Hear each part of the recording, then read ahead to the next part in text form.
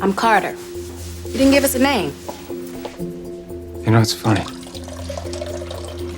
Seems like the only time you need a name now is when you're in trouble.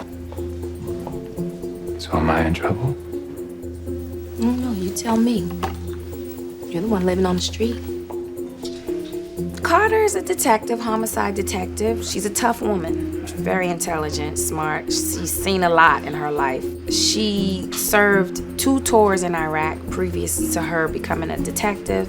She's looked death in the eye, so she's not too afraid of anything. And you can't be to be a homicide cop in New York. When Reese first shows up at the precinct, she has a bad feeling about him. She knows something's not right.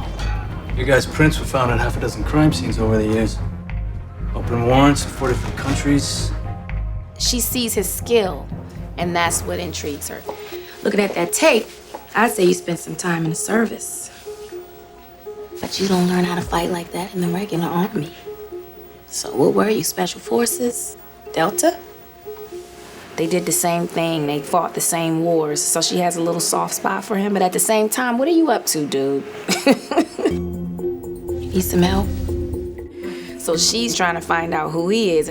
Reese is trying to find out who Finch is. You know, so it's like everybody's chasing everybody. Each of these actors has their own following in a different way. Well, you know, what Jim's done versus what Taraji's done. Michael Emerson obviously had a huge following. It's an interesting bouillabaisse they got going on there. And we stir them up every week and how they bounce off each other in the city. What I love is that New York is a character, and I love New York. You can feel the pulse when you come here. When I read the script, I was like, wow, there is nothing like this on television. I don't like to call it a cop show. I mean, my character just happens to be a detective, but it's not really about cops.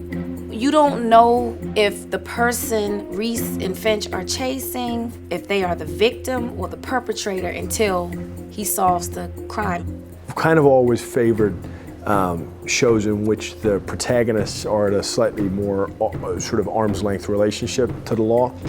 Some of the shows I loved when I was a kid, like Magnum P.I. or The Equalizer, were about private investigators, were about people who, they weren't cops, but they had an interest in helping people. These are Social Security numbers, and each of them map out to a violent crime. And all of these numbers represent lost chances. People still caring about others. Because we live in a time now where I wonder sometimes, do we care as much about each other as we should? Sometimes that dynamic and that tension of someone who's trying to do maybe what a police officer would do, but isn't a police officer, creates some really great drama. Wanting to see the good guy win. People everywhere understand that. And when it's done well, that's when you know you have a hit.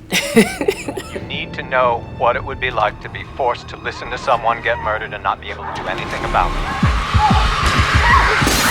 You know, we have creative writers, so who knows where they can take this. Email, financial records. Always art imitates life, and it leaves a lot to be questioned. You know, that surveillance element, I don't think I've ever seen anything like that on television. It made me pay attention to the cameras all over the streets everywhere. And I'm like, is that a camera? God, cameras are everywhere. And they really are. There are. I mean, you have no idea. You're walking down the street and every time you pass an ATM machine, that's a camera watching you. So you better be careful when you decide to do dirt, because Big Brother is watching.